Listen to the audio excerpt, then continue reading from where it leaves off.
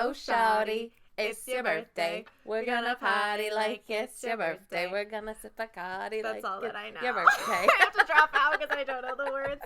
But Callie, it actually is your birthday, or it was yesterday. Yeah, I'm older. You're old. Yay. That's fun. How was it? What'd you do? Oh, it was great. I had friends over. I had a little party. And then that was on Saturday. And then yesterday, on my actual birthday, people kept calling me and texting me and being like, "What are you doing?"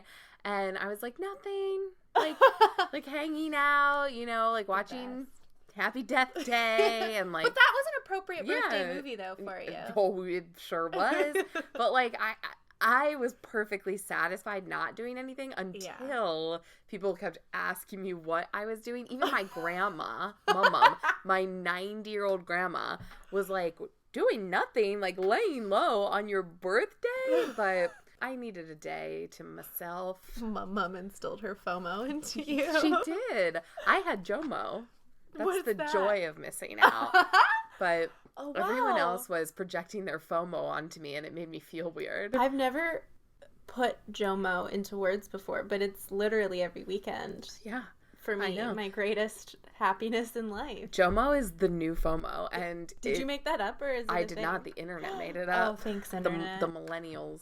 But yeah, it was a great birthday. How was your weekend? Awesome. It was good. I did nothing. You got a fresh haircut. I got a fresh cut on Friday, which everyone listening to this podcast will be so thrilled to know. Trust me, it's adorbs. It's much shorter. I did have an experience. So I had a pretty long hair, and now it's quite short, just past my chin. And I was in the grocery store, and there was this little boy like fucking around behind me, and the cashier was like, "Ma'am, is that your son?" And I was like, "What?" How dare you? Like an older, like a 6-year-old child. And of course I associated it immediately with the haircut. Like, that's okay. Is this a mom cut? No, it's not that definitely there's anything. not. Moms can look fabulous. I just mean, did I look matronly somehow in that moment? I think it was more just the proximity of this child who was really being annoying in a faraway place from his real mom. Well, no, I don't think so. Your haircut looks fresh. Thanks. Also, when I was 10 years old and my little brother was a baby, people would ask me if he was my son. So what? Yeah, so people are dumb. That's is so the takeaway. gross. Yeah, I was like 11 and he was 1, and people would be like, "Your son is so cute," and I'd be like, Ew. "My son? I am not of the birthing age. Like, I am not of reproductive age." That's gross. Here's a tip to the world: if you're unsure, just err on the side of don't say shit. Say nothing. Keep it vague. Don't give up your seat to someone you're not a hundo P is pregnant. So I know I'm constantly also updating on what movies I've seen lately. Oh, yeah. But I also watched I, Tonya yesterday. Did you love it? I loved it. I'm still furious that it was not nominated for Best Picture. I and really the think it should have been. post was. That's me doing a really gross snoring that I'll probably edit out. It was awesome. 2 thumbs up. See I, Tonya. It's the perfect blend of smart and sensitive and also trashy. Trashy and funny. Just so entertaining. Yep. Yeah, Poor perfect. Tonya. Yeah, she had a hard time. She had a hard life. Let's be real though, also poor Nancy Kerrigan. Yeah. That wasn't really touched on. It's like she was true. viciously assaulted. That's true, but I do remember even when I was young how Tonya Harding was portrayed back then as like the sort of not even it wasn't even like she was an underdog and people rooted for her. It was like nobody really rooted for her. It felt like then. Well, it's a very classist system as this movie illustrates for us, which is cool. Yeah. I watched a documentary. That's the only thing I watched this weekend on Netflix called Welcome to Leith. I would recommend it if you feel that you're able to stomach some white supremacy. I shouldn't. That makes it sound like the documentary is like Nazi propaganda, and it is not. It's about a small town in North Dakota populated by 24 people, literally 24 people, and this shithead white supremacist bought up a bunch of property and encouraged all his Nazi friends to move there so that they could politically rule this small town and have this like Nazi safe haven. And it's just about the town realizing what's happening and fighting back against it because they don't want these shitheads in their town. 24 people fighting 24 back? 24 people, one black guy in the whole town, this poor guy getting harassed. Oh, God. Do people stand behind him? Yeah, they all work together. It's good. You know, I mean, it was made in 2015, so before our current president came to office. So it's really interesting to watch with this perspective of sort of the normalization of this kind of extremism that we're experiencing right now. And I think it's a good reality check for like what these people actually stand for and what they're actually like. Welcome to Leith. Welcome to Leith. Leith. It sounds British. Leith. Welcome to Leith. It sounds like where the original Office might have taken place. Opposite of Britain, North Dakota. Should we talk about another kind of movie? Yes, let's do it. Go Shoddy, it's your birthday. A great birthday movie. I don't know. Did you know that you were picking a birthday movie? No, because it took me, I mean, God, could I seem any dumber? It took me so long to realize what Happy Death Day meant, because I think the advertising was really wrong. What did you think it was? A Valentine's Day movie. Oh. Not forever. Just at Did first. you understand that it was a Groundhog Day premise based on the commercials? Well, here's the thing. Okay. I think I thought it was a Valentine's Day movie only based on the outdoor advertisements that I saw. Oh. Because it was like red and black and I thought Death it was Day. A cake, though. It was a cake. I thought it was. It was a cake. But the cake had red frosting on it. That's true. And it was shaped like a heart. I could see it. You're just taking these things in at a glance. It's not great. It's not great. Especially because, like, birthday, death day. I get it. I get it. But it also took me a really long time to understand every kiss begins with K. It's about K. What do you mean? I don't understand what you didn't understand. That the word kiss begins with K. Every kiss begins with K. Just for the record, everyone, Callie is a creative director and copywriter at an advertising agency. Just like I was watching that commercial one time, and I think I just get caught up in the jingle, so I was like, every kiss begins with K, and then I was like, K. Well, sure, you're singing things you don't know what they mean. I mean, just words. At least it wasn't like secretly offensive in some way. Yeah. I found myself saying phrases that I later found out were not okay. Well, like one time we have a freelancer come in sometimes. He's wonderful. He's a student at Yale, a graduate student at Yale, so he's very smart. And he said, "Oh, not many people here today." And I said, "Nobody here but us chickens."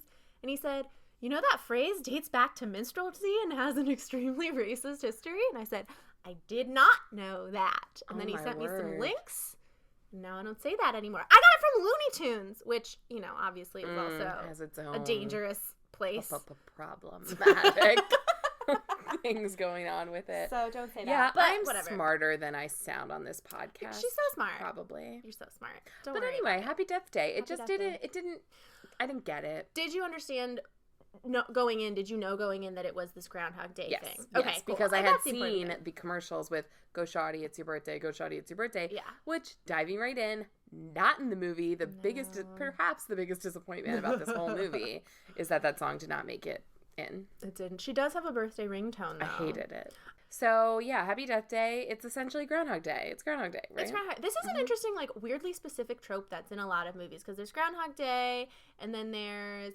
What's that movie? The Butterfly Effect. Well, sort of, but that's not the same day over and over again. But there's that Christmas movie that's called Christmas Every Day, where the kid keeps living Christmas every single day again and again until he gets it right. It's like a really specific idea that keeps getting used. And this movie, is self-aware about it and everything. And I don't have a problem with it. It's just, what is it about this idea of living a day over and over again that so fascinates us? Also, this movie is, like, really self-aware of it because she kind of knows right away what she has to do to get out of it. Yeah. Or she thinks she knows what she has to do to get out of it, But we find out right? she's never even seen Groundhog Day. Good God. So she just she's probably seen Christmas Every Day. Yeah, probably. Because I saw that long before I saw Groundhog Day as a child. But, first I just want to talk about the director. So the director of this movie directed Paranormal Activity. A number of those movies, but the original as well. I love those movies. Yeah, me too. Anyway, so this movie begins with the Universal thing skipping. The animation, like, the globe that comes in. It restarted like 3 times. I was like, I see you. Okay. So Clever. I watched this with Simon. Yeah. And he had a lot of commentary, so I'm just going to share as please. we go. So I was like, what just happened? First of all, I have a cable that really stinks. So I was like, what just happened? And then it happened again, and I was like, aha. Right. And Simon goes, they're trying to be funny. He's not wrong. So trying. Maybe not achieving fully, but trying. Appreciate. Yeah. A for effort. We wake up. She wakes up. All right, yeah. With Tree. We meet Tree. Her real name is Teresa, but she goes by Tree. Which all I can think about is the Real Housewives of New Jersey and Joe Giudice going, Tree, get over here, Tree. I'm Teresa. not familiar. I didn't know that was Giudice. A nickname for Teresa, but I liked it. Except I was like, how are you spelling Tree? Literally like a tree? Well, according to the subtitles, yes, like a tree. Interesting. Okay, well, she's gorgeous. She's gorgeous. She's very beautiful. And we'll get into it, but I actually really like her and her performance. I really liked generally. her when she had her hair in a ponytail. Me too. Oh, I'll get into that. I have thoughts about that. She's so cute. But, so she wakes up in this random dude's dorm room, having presumably just had a one-night stand with him. Doesn't remember the night before. We have to talk about this. The casual nature with which a movie in 2017 handled, I don't remember what happened. Guess we had sex. Oh well, peace. A man wrote this movie and a man directed this movie. True. Though I do think it's hard. I mean, there's a lot to actually talk about with this that I think we'll get into later, but I think it speaks to her character that this is something she's doing a lot. Like... Right. She's not upset. She thinks they had sex. She's cool with it. But she doesn't. I mean, can we just jump ahead to what we actually find out about this? That they didn't have sex. Yeah.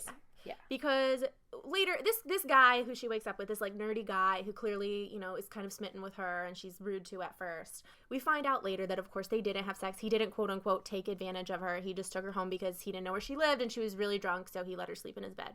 When she finds out that he has not raped her, she turns on a goddamn dime. Suddenly she looks at him with such loving adoration in her eyes.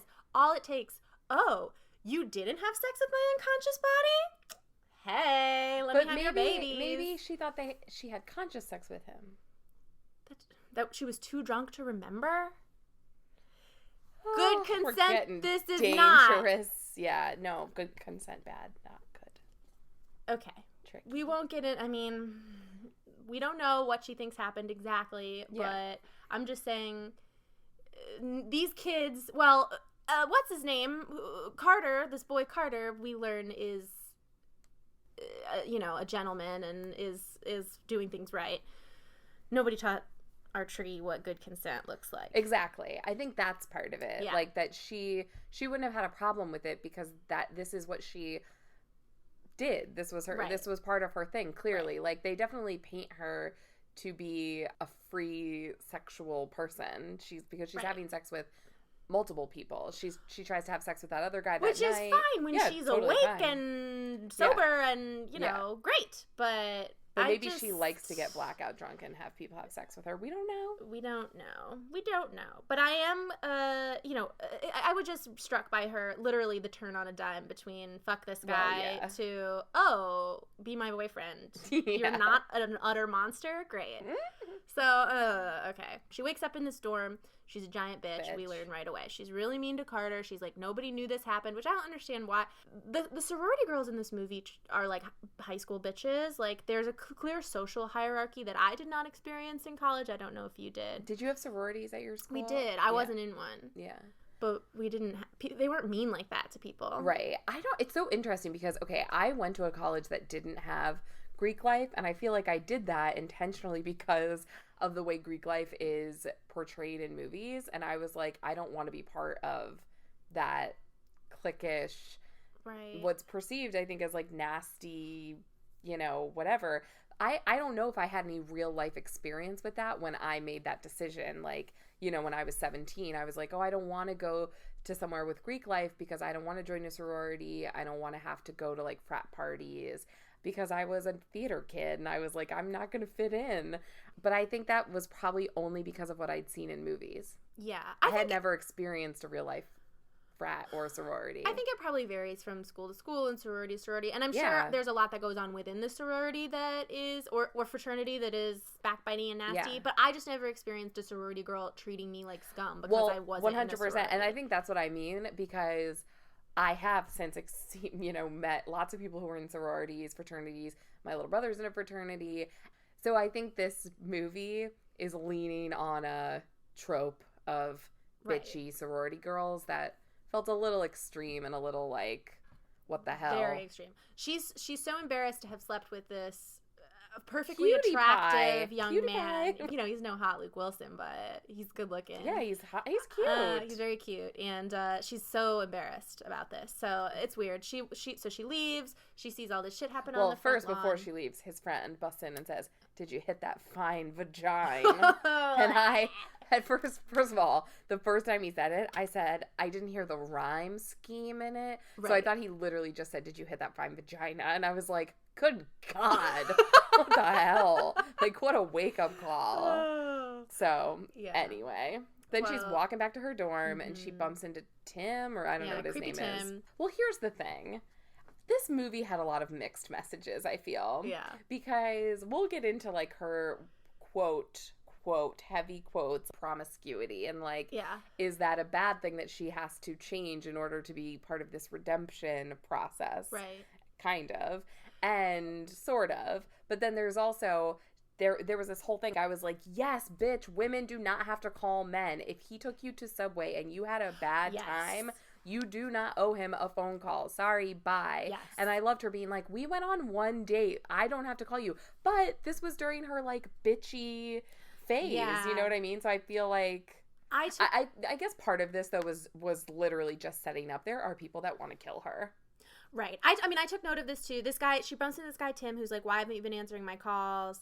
And she's like, I don't have to answer your calls. I had a really miserable time at our date when you took me to Subway, so bye.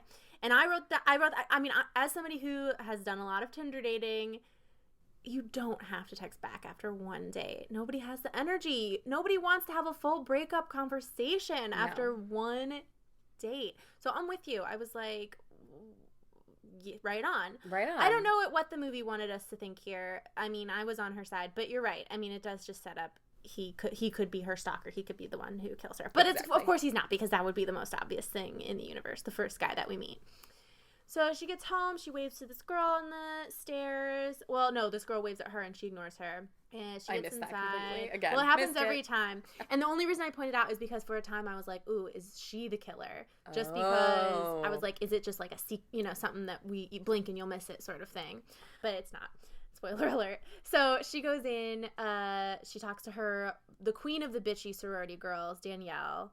Hey, biatch, or whatever. Mm-hmm. They talk about her being kind of slut, and then she goes upstairs, and we meet her roommate, Lori, who has very sweetly made her a cupcake for her birthday, because she looked at her driver's license to find out when her actual birthday was, because Tree is so secretive about it. Now, do we want to jump, like, not jump ahead, but do we want to give away the ending at this point? No, okay. So we meet. Did you know the ending at this point? Yes. You had guessed already? I hadn't guessed the full details of it. Freaking soothsayer over here. But as soon, I don't want to get into it too much, but I could cut this out. But as soon as she showed up with this cupcake, I was like, I looked at your driver's license to find your birthday. I was like, that bitch is the killer. Leave this in. I texted, for the record, I texted Callie. Was that the point when you texted me? It was maybe like 2 scenes later. But I think it was when they're at the party and they're like, where's Lori? She's, working late or whatever. I was like, no, she's not. So I called right away that Lori was the killer. And I texted Callie before the movie was even over. She'd already watched it. So I wanted to have a record that I had called it, and I did. But we'll get into it, because I did have alternate theories that I was playing around with, too. But this was sort of my primary. But so we meet Lori, and whatever. She seems very nice. The day goes on. We find out. She goes to class. We find out that she is having an affair with her sexy British professor, who is such a douchebag, but he's married. And she goes to the hospital. He's a doctor, like an attending or something there. She goes up to his office, and she runs into Lori, who's a nursing student there, or a medical student there, and is like, this is going to end badly. And she's like, none of your business.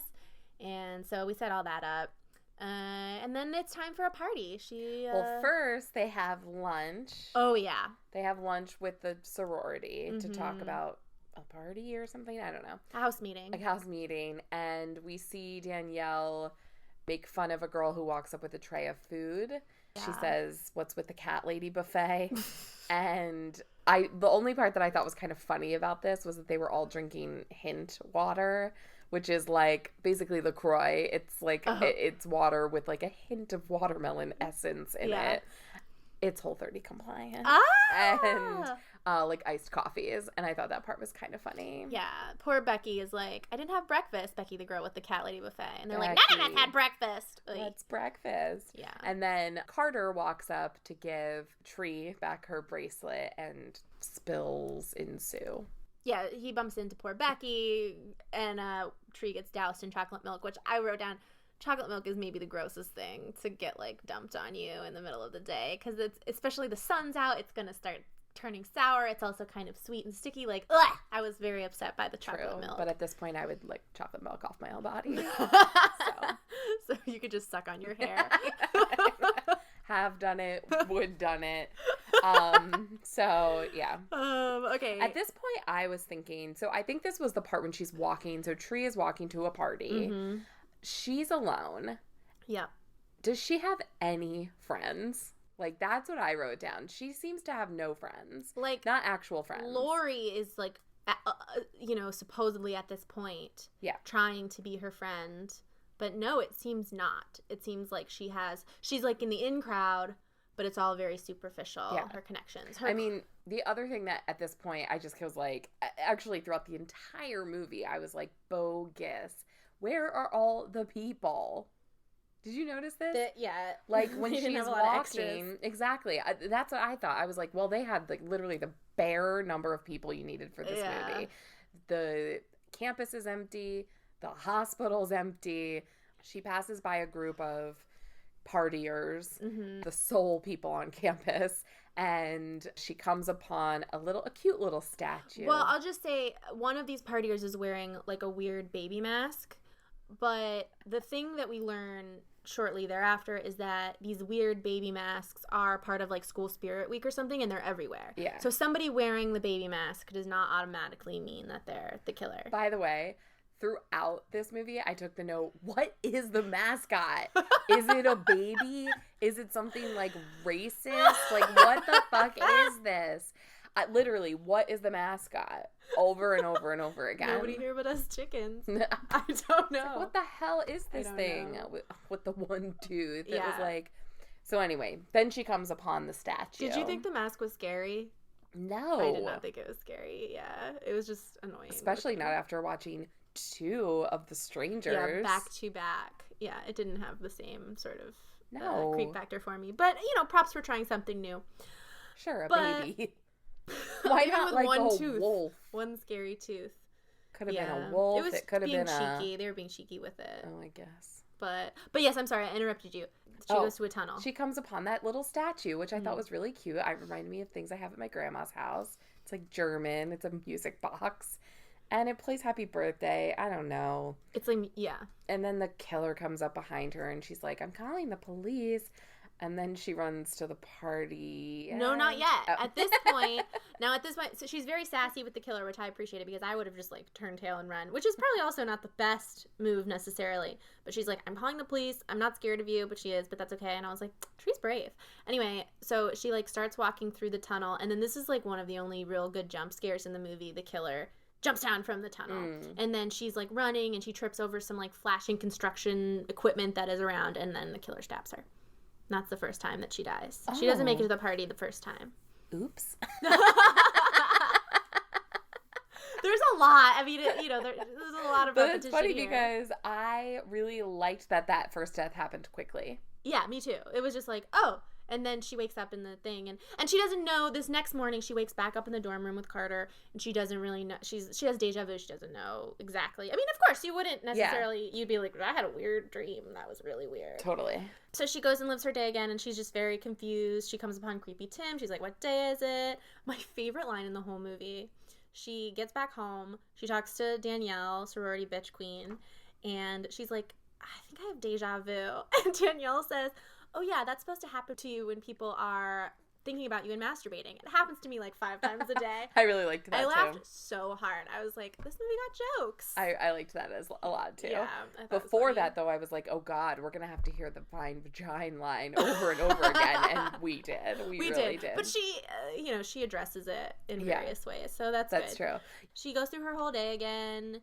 Does she go to the party this time? She does go to the party, but here's one thing, important difference that happens. She's sitting on her bed before the party, feeling sad and watching a video of her and her mom singing Happy Birthday to Us with a cake. So it becomes clear to us that they shared the same birthday. And although this is confirmed for us later, it's not explicitly stated here, it's also pretty clear that her mom is dead because of the way that she's watching the video very wistfully. So we get a little background here on why Tree is such a C word. Yeah. Tree, you ever see. Yeah.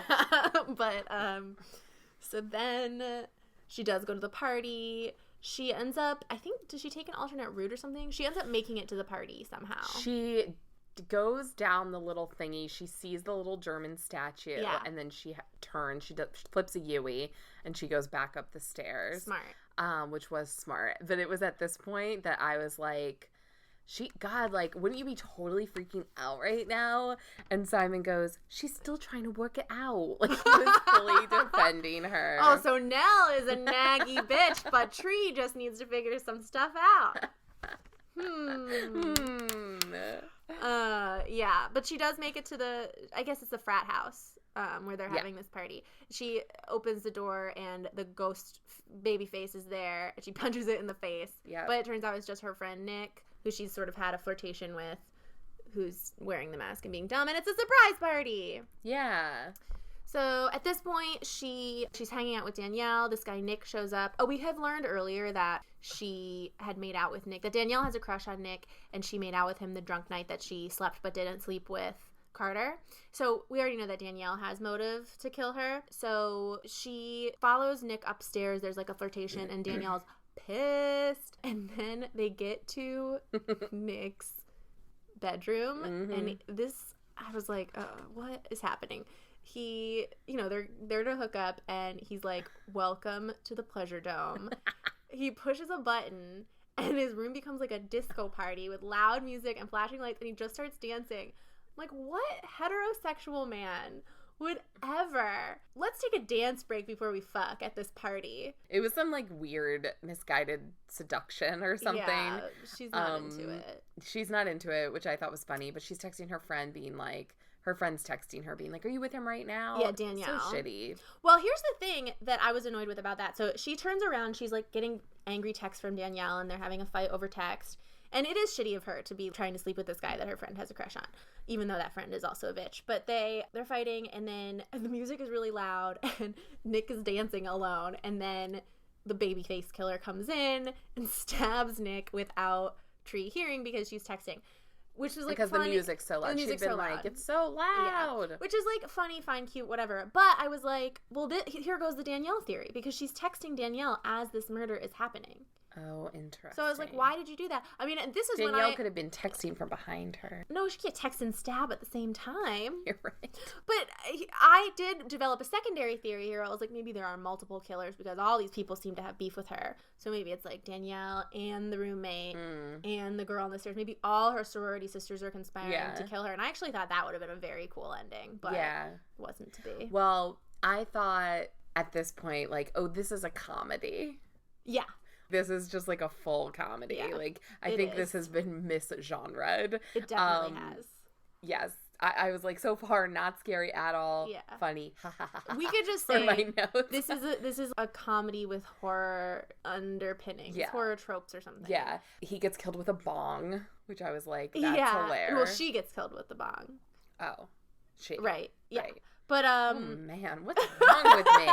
I was really hungover when I was watching this. I want to clear the air about that. Really hungover. I think we all reached that conclusion. It was the first time I've watched one of these movies for the podcast hungover. So clearly my notes are off. I wasn't making a lot of memories. It's all good. But I liked this moment. More like rape culture shit that this movie unwittingly or perhaps wittingly tackles. The killer, like, pins her down on the bed. She's struggling with the killer. Oh, yeah. And this, like, bro opens the door and sees her in this position, and she yells, help me, help me, help me. And he just sort of, like, laughs and shuts the door, and she yells, you asshole, which is funny because that is what you should yell. But I was like, this is the kind of shit that happens in frat parties. This is why people have problems with frats. Yeah. I know this is just a silly murder movie, but that was a very real upsetting moment to me a little bit, actually. Yeah, I liked that. But I didn't like it, but no, yeah, I appreciated it. Yeah, same. Yeah. But so then, yes, then Tree gets killed because the killer breaks off a chunk of glass from the giant bong next to the bed and stabs her with it. So crazy. Pretty fun. Wakes up the next day. Now she's freaking out because she knows. Day 3. It's happening again. Is this the day she confides in Carter? I wrote tries to tell her friend, but I don't know who I mean. I think it was Carter. Well, she tries to tell Lori. You're right. That day, she tries to tell Lori. She just runs away. She goes home. She tells Lori. She freaks out. Lori's like, nobody's trying to kill you. I wonder what Lori's reaction really to this was, because what she's saying is crazy. Also, like, why is this happening? Unclear.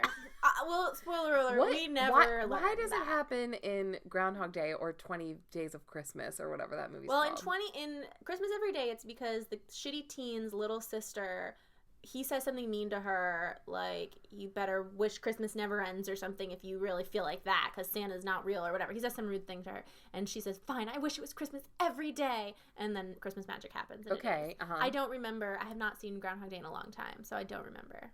I feel like something magical happens. Probably. Well, he's, like, shitty. Yeah. There's a big blizzard. Maybe it has something to do with the blizzard. People are freaking out. People love Groundhog Day. We're going to make some enemies right now. Should I Google it? But yeah, it's unclear. I mean, there's some magic in the fact that her mom had the same birthday as her, and her mom has now died. I was wondering if we were going to find out that her mom had been murdered. Oh, yeah. I definitely thought it was going to... I mean, that would be very Scream. Yeah, I wonder if there was a deleted scene. Speaking of Scream, I had one moment where I was like, if Carter is the killer, I'm going to lose my shit. But then I was like, I kind of like it if Carter is the killer, because he's such a nice guy. I thought maybe they were going to go like a Skeet Ulrich way with it. Yeah. But they didn't. But I was glad they didn't ultimately, because he is a cutie pie. So yeah, so her third day, she's freaking out. She does try to confide in Lori. Lori doesn't really help her. Once again, she doesn't eat the cupcake that Lori has made her. She has yet to have taken a bite of this cupcake. The first day she threw it in the trash. The second day, I don't know what she did with it. The third day, she leaves it on her knife. No, she just doesn't eat it. She leaves it on her knife. And then so she decides, okay, I'm just going to barricade myself in my room and not go to the party. So she, like, locks all her doors. And she watches Teen Mom. Yeah. Unwraps the cupcake like she's going to eat it. And then she decides not to. And I was like, that cupcake. At this moment, damn, I was like, "There's something going really on with clocked that cupcake." Yeah, and then I also at this moment, so basically, some shit happens. She can't find the remote, but the TV keeps going on and off, so somebody's controlling the TV. And I was like, "Well, who else could be barricaded in the room with her but her roommate?" Wow, Kaitlin. I was putting the pieces together. You really did. I was just along for the ride. And at this I would part, have enjoyed it more probably that way. At this part, I turned to Simon and said, "This isn't very scary," and he says, I don't think it's meant to be scary. He's not wrong. I agree. You don't think it was meant to be scary? Well, maybe that scene was supposed to be a little bit scary. I don't know. It's hard. It really was not. I mean, we'll get to that in our rating. But yeah, even this moment where she's, I was like, oh, that is creepy, I guess, that somebody has the remote. But the atmosphere of it wasn't. This movie had like a very poppy, sort of hip-hoppy soundtrack, which I really enjoyed, but is not very scary at all. I feel like also it was because the consequences were non-existent. Yeah. Like, I thought about that too. Literally, the moment she died, she woke up again. Yeah. So, if anything, it's like, okay, just die. Right. Like, if no he's chasing you, or she, spoiler alert, just kill yourself and like you'll wake up and it'll be fine. So I feel like, not to jump ahead too much, but they could have done a better job of being like, if you die so many times, you will die. Because we do learn ultimately that these repeated murders are taking their toll on her physically and that she's coming back weaker every time. But even that, it sort of just happens, and then she's like, well, I'll still die like 3 more times, and it'll be fine. Yeah, it'll be fine. We don't really know exactly how many times she can die. I thought about that, too. There really are no stakes. So, later in a scene, she says, maybe I'm like that cat with 9 lives. All cats? That I didn't cat. even think about that. Yeah, but maybe all cats have 9 lives. But anyway, so yeah, like I thought maybe that was supposed to be like, oh, you have a finite number of times this can happen, but that like wasn't established. No. Especially there were moments she didn't get physically weaker as it went on. She would have like pangs of pain, but then she would bop up naked and you know, bop around. And so I felt like if she had gotten more like you know, weak and... the physics of it were unclear. The mechanicals.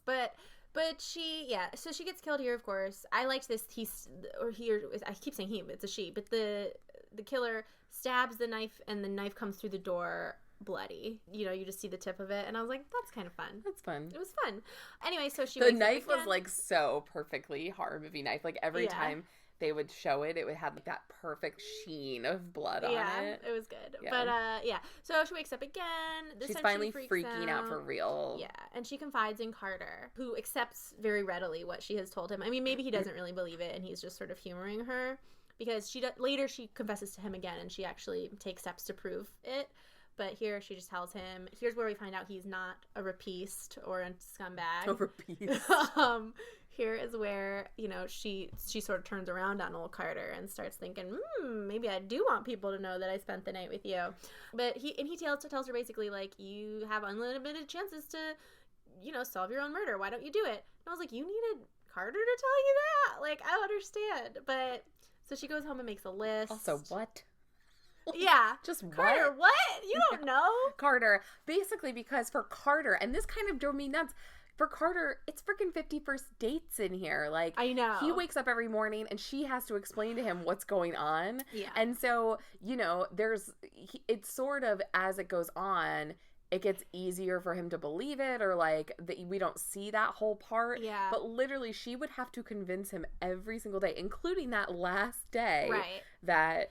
The other thing that happens is she gets increasingly more erratic in the things she is saying and the ways that she's behaving. And as she falls for him harder, because she is spending all this time with him, but he doesn't remember it, she is getting way too, like, thirsty for him in a way that I would think would be, I don't care how hot she is, off-putting. This girl that he has spent 4 sober hours with, max, you know? Yep. So I was like, but Carter is into it. I mean, she is very hot. But so's Carter, so whatever.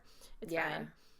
Well, then she goes to her bedroom and she throws all of her stuff from her desk out the window, which was another erratic action. Yeah. I was like, there's a whole big floor there you could have knocked everything onto. But just run it all over to the window. It's foreshadowing a little bit visually that she throws it out the window. Yeah. Kaitlin, with the astute observations, and me just being like, ugh, bullshit. I needed to treat this movie like a detective story to, like, really be engaged with it. I wish I had done that. Yeah, but I had fun. But I was like, dance, monkey, amuse me. Like, I was like, don't make me work at all. I am hungover. I am eating cookie cake. So she makes this list. Then we get, like, a fun death montage where she's, like, scoping out all these different people who she thinks might be her killer, and then dying, you know, turning around, and there's the real killer, and she gets killed. So the real killer is very, like, up on where she is all the time. That's the other thing. The real killer has, like, a GPS on her or something. Evidently. But there was, like, that whole montage, which was just, tracking her phone somehow. But anyway, go ahead. Pure comedy. Yeah. I mean, and I also really liked the part where she cut her hair, and I wanted to see, like, more of that. I didn't know why she needed it to be pink, because she was going to do camo. I think she just did it for funsies. Just for funsies. Yeah, she's like, I don't give a fuck. So she finds out that Creepy Tim, her stalker, is actually gay. She catches him watching gay porn. Who is Stephanie? She thinks she follows a girl named Stephanie. I have no idea. Yeah. Oh, is it Gregory's wife? Maybe, but I didn't know who Stephanie was. So that didn't mean anything to me. I think it's Gregory's wife. Okay, fair enough. But also she rules out Gregory at the same time as that woman, which I was like, how did you rule out Gregory? Right, because later she finds a baby mask in Gregory's desk, and maybe it's him. She had crossed his name out. Yeah. So I feel like something went wrong there in the editing. Yeah, I would agree. For somehow, I didn't understand this. Maybe you can help me with this. Danielle, there's a funny scene where Danielle drops some books, and Tree finds a book that Danielle has dropped and starts yelling at her. And then they get in a fight and roll into the street and get hit by a bus, which is cute. But I didn't understand, A, what the book was, or B, why it exonerated Tree. Or why it exonerated Danielle. Well, Did you understand that? You didn't pick up on it, Caitlin. I certainly did not. I mean, I do think that did a couple things. It showed that, I mean, the fact that Danielle died, right, and then Tree started the whole thing over again, meant that Danielle was not her killer. Oh. Because if she killed her killer, okay, I think that's how this whole thing works. Then the book maybe was her journal, because there's a moment where she can't find a book on her desk on the first day. Oh yeah, so maybe it's that book, but I don't know what that would have been. Oh, but there's also like a card on her desk. Do we ever see what that is? Oh yeah, the card. It's like, it has the baby in it, and it says, hope you enjoyed your birthday because you won't have another one, or something like that. Like, hope today was good. I would like to apologize for this episode, for my own behavior during this episode. I don't know what I'm talking about. But anyway, I also think that what that did was show that if someone dies and then Tree dies, they'll be back to life. Okay, that's we fair. Need to know that later. That makes sense to me. So we've justified it. So we have this whole montage. She doesn't know who her killer is. And then she goes to the hospital. A day. Yeah, she wakes up and she's feeling very bad. She has pain. She collapses, and Carter takes her to the hospital. And, her British paramour, married doctor, tells her that she should be dead because there's all these crazy lesions that the x-rays are showing. So she realizes that she does not have infinite lives. And then only 9, like that cat. Only 9, like that famous cat, singular. Like that one cat. She escapes the hospital. This guy is an asshole. By the way, her Gregory, her British paramour, there's a scene where she's like, I need to talk to you about something, earlier in the movie. And he's like, you can't fall in love with me. And she's like, I'm not in love with you. And I loved it. But that's the thing. I really liked her approach to like men and doing what she wanted. I didn't love the thing of sleeping with a married man and sleeping with the person that her friend liked, but I think that was the thing. And to be fair, like her big, spoiler alert, her big sort of moment of growth in terms of the sex is when she breaks it off with Gregory, knowing that it's wrong. She doesn't like vow not to sleep around anymore. That's true. But yeah, I guess it wasn't about sleeping around as much as it was sleeping with people who should be off limits to you. Right. So she escapes. She runs to Gregory's office to look for some keys, car keys. She's going to steal his car. And she finds a baby mask in his desk, which I was like, I don't understand why. First of all, we've established that there are lots of baby masks out there. Second of all, immediately she runs outside. She sees Gregory, doesn't appear afraid. And then the killer comes out from around the corner and kills Gregory. So it was like they were trying to build up some like fake us out or something, but it didn't really work for me. So she runs out to the parking lot. She gets into Gregory's car. There's a chase scene. I enjoyed the parking garage. Yeah. I thought that had a lot of potential to be a thing. Like, because I was like, there's so many places she could hide, but also the person can like jump down really easily. Also, I feel like one of my biggest fears is getting in a car and not being able to lock the doors fast enough. Yeah. Before someone can. That's a scary thought. Yeah. And parking garages are inherently like very creepy places. Ooh, yeah. Like in Poltergeist. Yeah. Too. Or The Sopranos. But they'd use this to good effect. She doesn't know which car it is, so when she pushes the button on the thing she's hiding on the key ring, the car will blink, but then it alerts them both to where the car is. So then there's like a race to get to the car. So that was pretty good. I liked that, yeah. She escapes. By the way, did you do this? I kept looking at the person's body to see if it was a man or a woman. I didn't do that, no. Did you have an inkling who it was at this point? Did I? No. Okay. I definitely did, but I know the moment that I did. It was later. Okay. So she escapes. She's driving down the highway. She's like, yes, I did it. I got away. She gets pulled over because she's speeding. She's wearing like a hospital gown, doesn't have any of her shit. Also, I'm like, oh my God, you're driving this man who's just been murdered and you've been sleeping with. Bad. You're driving his car. Like, you're not worried enough about that. But her primary concern is being away from the killer. So she asks the cop to arrest her. She tells the cop that she is drunk. He puts her in the back of the car, handcuffed, the squad car, handcuffed. Which I thought was a good plan. Sure. Yeah. Like, maybe she should have tried that the next day. Called the police or, like, checked herself into a mental institution and see how long she lasted. That's a good point. She could have taken a lot of steps. but she didn't. But she, so this cop, this was another moment. It wasn't really a jump scare, but it was a nice surprise.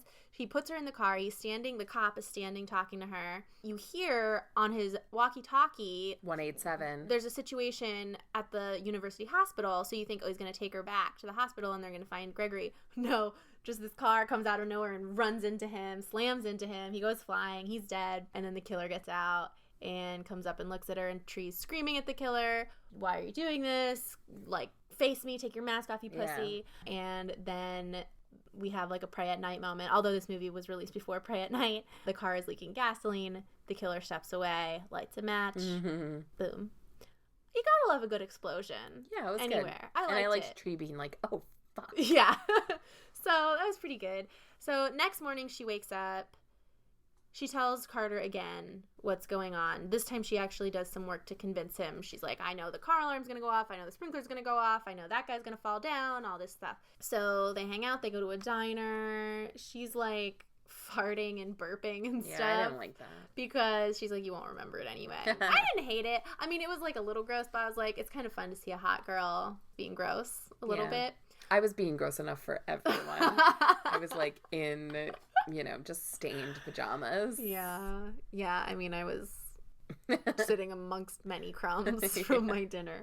Do we learn about her mom at this point? I don't know. But we learn about that there's a serial killer. Okay. Yeah. So she has a heart-to-heart with Carter, and she's feeling very sad because she's getting weaker every time. There's a fortuitous thing in the diner they're in. There's a news story playing about a serial killer being held at University Hospital, where all the shit has gone down the prior night. He's killed all these young blonde women, and Tree is a beautiful young blonde woman, and she's like, it's him, he's been here the whole time. So she runs to the hospital, and she's like, he's gonna escape. She's trying to get people to keep him from escaping, and it's too late. He's already escaped. I'm just going to pause here and say, I didn't really think that this was going to be the end of the thing. This is what I was like, whether or not this man is actually the killer will decide the rating that I give this movie. Because if he is, and they've just pulled him in at the last random, minute, yeah. I'm going to be very pissed off. Yeah, agree. Luckily, they didn't do that. So he's escaped. And here's the thing. Serial killers are monsters. They can't control themselves totally. But if you are, like, on the lane, if you have escaped from a prison situation, I think even the craziest of serial killers is probably just going to be like, wish I could kill that girl right now, but I have to escape right now. I don't have time. Yeah, if you're fully, like, in that moment escaping. Yeah. Yes. Because there are serial killers, I feel like, who have escaped. Ted Bundy. And then, exactly, gone on a killing spree. Yeah. But they're probably not in the midst of escaping. By the way, Ted Bundy went on a killing spree in a sorority house. So sorority houses are scary places. Yeah. So yeah, but this guy is like a wild animal and just sees her and is like, ooh, a blonde girl. Yeah. Pause on the escape. I'm going to fucking murder you right now. What's his name? Our boy Carter jumps out of the shadows to save her.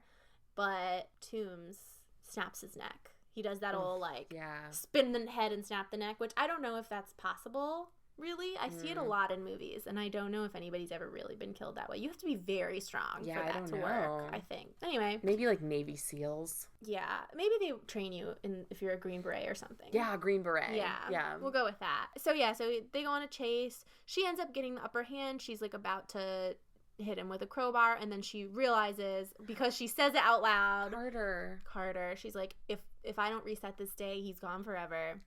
She says it out loud. Just like, she should have had a moment in the ring. Exactly. They should have had the internal monologue. Come on. Yeah. Well, I preferred it to an internal monologue just because we hadn't had that throughout but it was just like, okay. I would have loved it if all of a sudden she was like, oh no, Carter, but it's inside of her head. But so this is the moment where she has previously realized through living these days over and over again, she's told Carter, I'm not a good person. And this is a moment where she's like, it's time for me to be a good person. Right. So she leaves Toombs, the serial killer, lying on the ground. They're in this bell tower. She climbs up to the top of the bell tower, finds a rope conveniently hanging there. Why are they in a bell tower? Well, it's a college campus, so I guess there's like a beautiful bell tower. Attached to the hospital? Sure. Maybe there's a chapel. True. But I didn't understand why she needed to. I would have, just to jump would have been fine. Also, I mean, not to really harp on my laziness, but those stairs would have been enough. I would have been like, I'm not doing this. Especially she's in a weakened state. Yeah, I would have been like, here, you take the crowbar. Yeah, you do it.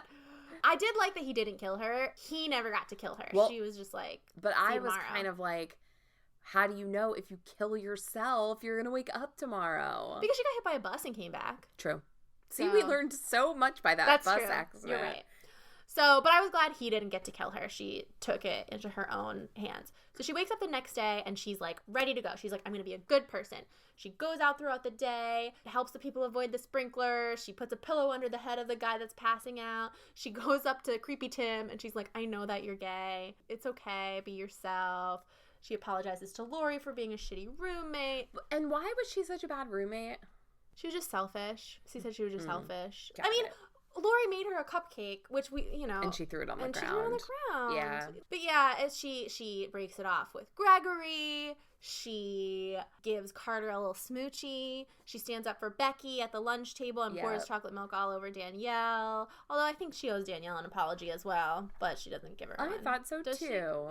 She doesn't. I was like, pouring chocolate milk on this girl's head isn't much of a redemption. Yeah, but it's okay. It's okay. She figures it out. So she does all these good things. And then the big thing is, all these days, she's been standing her dad up for a birthday lunch because it's too hard.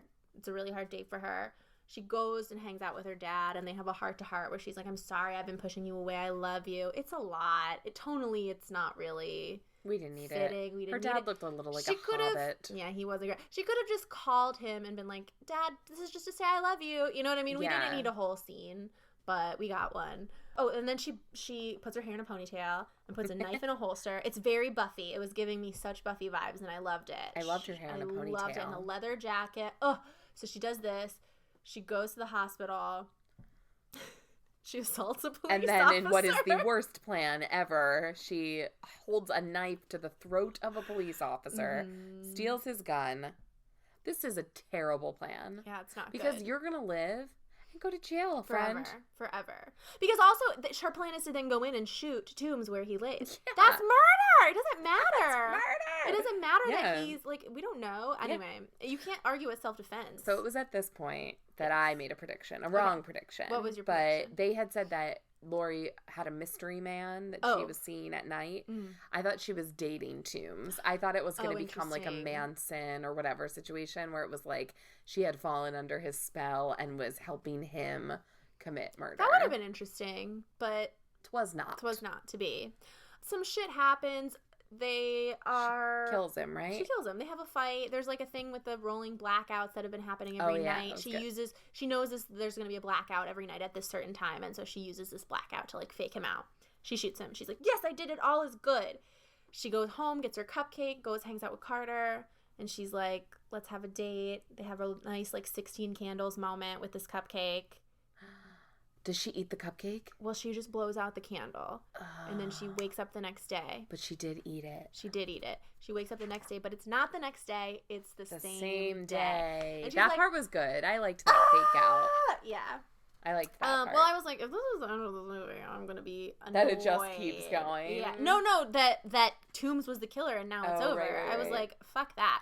So we realized that Toombs cannot be the killer. It was a total 16 candles moment. Yeah. With them over the little cupcake. Sitting cross-legged on the floor. It was cute. So she realizes... But for Carter, that would have been like 12 hours later. I know! Again. I know. Drew Barrymore, 51st Dates. He's really into her. Based on almost no discernible criteria. Other than fine hotness. vagina. He doesn't even know if it's a fine vagina. He didn't have sex with her. He doesn't know. She can be. Hot girls are often horrible in bed, I'm sure. He's counting on it. Well, I guess so. He's counting he's young, on it. But he's cute. Whatever. I mean, she is funny. There's like all these. As she gets more and more frustrated when she's waking up, like there's one morning she wakes up and she's just like, silence! Yeah. And I thought it was funny. She's funny. She's cute. So she's freaking out. She goes home. She throws her shit on the bed. She's talking to Lori. And then something clicks for her. I don't even know what it is. She realizes that she died in her sleep. I know, but I don't know what makes her realize that. Lori's just like, maybe it's just like Lori's like, here's the cupcake, I made it for you. And she figures it out and she narrates it all to us. She says, which was the helpful. Cupcake, it was helpful. The cupcake was poisoned. I died in my sleep. And at this point I texted Callie, yes, the cupcake, it was the cupcake. I was so excited. And, you know, Lori denies this. They have an altercation. And Lori is like, I had to kill you because you wouldn't stop sleeping with him. We learned that she was in love with Gregory, shitty British Gregory, which I also called. And also, you're just a dumb bitch. So here's the thing. I think I'm just figuring this out. She made her a poisoned cupcake, but the girl would never eat it because it wasn't part of Kappa cuisine. Yes. And so she had to find another way to kill her. Yeah. So her secondary plan was to release the serial killer Toombs and then kill Tree herself, but release the serial killer so that everyone would think the Toombs had killed her. Now, this is a much better plan in terms of turning suspicion away from yourself than feeding her a poisoned cupcake, which you made presumably in your sorority house kitchen. Yes. So I would have gone with that as plan A and the cupcake as plan B, but what are you going to do? She's not in total control of her faculties. Well, and clearly then she doesn't give a fuck because they're like fighting literally to the death in their dorm room. Yeah, she starts trying to kill her. And Tree goes, eat it, bitch, and shoves the cupcake into her mouth, which is funny. And then she starts spitting the cupcake out because it's poisoned. And then Tree does some little gymnastics move, jumps up, grabs onto the chandelier light fixture, gives old Lori a kick, goes flying out that window. Down to where the girl was sitting. Yeah, to her death. Yep. So there she did it. So then she goes back to Carter, and I guess they have like a night. I guess she's explained it to him with no way to prove it to him at this point because it's not going to happen again. Which that would be high pressure, I think, if you've been hanging out with this guy every day and then but every day would reset. Yep. And then you're like, this day's not going to reset. I better make a good impression. Hell yeah. But she's very hot, so she's confident. But, you know, they hang out and he's like, you know what your situation reminds me of? Groundhog Day. And she's never seen Groundhog Day. Yeah. I couldn't decide if I liked or disliked that little call out. I don't know. And then there's then she wakes up again, right? Yeah, she wakes up the next day. And Carter pulls a prank on her and he's like, oh, I didn't know if you wanted to sleep in. The same thing he's been saying over and over again. And calls her phone so that the ringtone goes off. It's a sociopathic prank. Very fucked up. I mean, perhaps he doesn't believe that also, that has really happened. Also, why does he just believe her so easily? It's so weird. He's blinded. Also, she has killed a person. Yes. In self-defense. Yes. But they tested the cupcake. You killed a person. Yeah. You would be in jail. That's true. That's a lot of baggage. No, you wouldn't be in jail, but necessarily. But you would be like being questioned and stuff. Yeah, yes. even like the night before when they're having their 16 candles moment, I was like, she would be at the jail right now. Certainly. She shot a man, and Simon was like, yeah, but he was a serial killer. And I was like, you cannot go around willy-nilly killing serial killers. No, you can't. They have a right to due process. Yeah. They do. Yeah, that is crazy also. Holding a knife to the throat of a police cop officer. and then shooting a serial killer. And she's just like, well, it's my birthday. Well, the emotionally, the thing for me is that this is a lot of baggage. This girl has woken up screaming in his house because she's like, oh no, it's happening again. That's the first interaction. They've just met the night before when she was wasted. She shows up to him later and she's like, oh, I just killed my roommate, but it's cool because she's been killing me over and over again every day. Presumably that's how the conversation went. And he's like, great. Even if she didn't come at him with that crazy story, like, that's a lot of baggage. Like, if I go on a first Tinder date with somebody who's like, yeah, I killed someone in self-defense and I'm like dealing with all this legal shit, I'd be like, I don't think I'm up for you right now. You know what I mean? It's not like he's been in love with her from afar. Like, if we'd established that earlier in the movie, maybe I'd be okay with it. But they just met. Yes. It's weird. It's weird. Yeah. But anyway, they end the movie by making out a bunch. And it's a happy ending. And then they cut to the door where I really felt strongly that the sticker should have been torn off. There's a sticker on the door that she's been seeing every morning that says, today is the first day of the rest of your life. I was like, oh, it should be ripped in half or something. And then next to that sticker, I finally got the answer I've been looking for the whole movie. The mascot is the Bayfield Babies. What? The Bayfield Babies. What? The mascot is a baby. I've never heard of such a thing. I've never in my life. Never in your 32 years. Yes. A baby as a mascot? That's gross. Nothing intimidating about a baby. No. I could beat a baby at presumably anything. Even as a horror movie mask, not very scary. No. Shall we segue into ratings? Sure. What are you going to give it? I don't know if you're going to like mine. No, give it. I'm excited. What's the lowest we can go? 0. I think it's 1. If we're going by Netflix rules, it's 1 to 5. It's 1. And I give it a 1. I think as stars. As stars. Wow. Okay. Wow. I know. I gave it a 1. I thought it wasn't a horror movie. But it's not about horror. It's about if it's a good movie or not. 1. Wow. I didn't think it was a very good movie. I think I wanted it to be scary. I wanted a scary movie, and it didn't scare me not one time. So therefore, it also gets 1 ghost face. Yeah. Because that's the lowest we can give it. Yeah. I agree with you on the 1 scary emoji. I started the movie with the lights on just because I was doing stuff, and then I was like, I'm going to turn them off because maybe that'll make me more scared. No, it's not scary. Wasn't scary at all. It's a comedy, like action-y thriller. Yeah. There's no horror elements to it.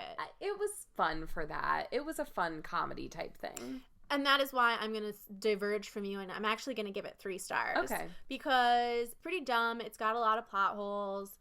But I had a lot of fun watching it. Like, and I think part of my ratings are always, like, partly trying to be objective and partly just what was my experience of watching the movie like. And I had fun. I mean, I called the ending literally 10 minutes into the movie. Right. So I don't know how skillful a job of, like, mystery tension building they did. But there was enough else going on that I at least was able to say, well, maybe this, I at least had some alternate theories and I wasn't just completely convinced the whole time. And I thought Tree was a really, really compelling protagonist. I enjoyed being with her. I thought she was funny. I thought she was smart. And I just, was invested in what was going to happen to her to some degree. Agree with all 3. that. Okay, I would say watch it if you can see it on Netflix or something free. Yeah. Then 100% give it a watch. It was perfectly fine to watch. You could watch it with your parents. It didn't anger me to watch it. Yeah. I didn't think it was scary. So I feel like a movie that does a really good job of being equal parts comedy and scary is Scream. Like the original Scream was really funny. It had really funny moments, but was genuinely scary. And I guess I just had wished that this was that. It was trying to be Scream a little bit. But, so if you're bored, if you want to watch something kind of in the genre of scary movies, it's a good starter scary movie. Like, I feel like this definitely, it's almost a shame that we didn't watch this with one of our friends who's not into scary movies, because this 100% would have been one they could handle. But I guess it's nice that we took Scream a little... is that way too, though. Oh, really? I don't know. So. Scream is scary, but that's why I think it's better, because it's scary enough that they actually are watching a horror movie. I guess that's the difference. I think our friends who don't like horror would be really scared by Scream and not really scared by this. Maybe a hair scared. Yeah. But maybe that's good that we took a little reprieve from really scary stuff. I kind of needed it. On a Sunday night, sometimes it's a lot to watch a very dark movie. And so maybe that's part of why I enjoyed this so much, because I was like, oh, this is very low stress. Well, after this, that's when I was like, well, now I really need to watch something good. So let's watch I, Tonya, because I heard it's really good. Yeah. Okay, so we are out of time, but we need to pick a movie for next week. This is always so much pressure. I know. I have 2 suggestions. We could do, there's a zombie movie called Pontypool that is like sort of an off-the-radar zombie movie that I've heard is very good, about like a DJ trapped in a DJ place during a zombie apocalypse. What is a DJ place? A radio station. I was imagining like a nightclub, but a nightclub mixed with like a laser tag. Like, yeah, he's in DJ heaven. No, like a DJ on a radio personality. I think that's what it's about. So there's that option. There's also a new movie with Nicolas Cage, but this is in the realm of funny and scary, but it's supposed to be really good. Nicolas Cage and Selma Blair, called Mom and Dad. Have you heard of this movie? No. Where there's a crazy hysteria sweeps this town and all the parents start trying to kill their children. So it's about Nick Cage and Selma Blair are married and they try to kill their kids and their kids have to like escape them. So those are 2 options. I think we should do Pinty Town. Pontypool. Oh. Pontypool. Okay, I think we should call it Pinty Town. We're gonna watch Pinty Town, aka or just Pontypool. DJ Place. DJ Place. I just think we should watch a zombie movie. Yeah, we haven't done one exactly. yet. Zombies. We should watch a zombie movie. Okay, so we're gonna watch Pontypool, a zombie movie, next week. So if you want to, follow along, you should watch it, or you could just listen to us bullshit about it. The week after that, we're talking A Quiet Place, right? Place. Yeah, I'm so excited. April 6th isn't when it comes out? April 6th. Okay, yeah, so we're going to see that right away, and we're very excited to talk about it. So, yeah, thank you so much for listening. Yeah, I'm sorry I'm a dum-dum. No, you're not a dum-dum. Man, this movie did not warrant... And I'm also, I'm not in my full voice today. It's fine. This movie did not warrant full attention. Callie, do you want to tell the people... Tell the people where to find us. So you can follow us on Twitter at ScreamGirlsPod. Yes. Or on Instagram at ScreamGirlsPod. Or you can send us an email at ScreamGirlsPodcast@gmail.com. That is correct. And we would also love for you to go on iTunes, rate, review, subscribe, and tell your friends to listen. It will really help us out a lot. Yeah. Thank you, guys. Thank you. Fun. I'm so sorry. No. Never apologize.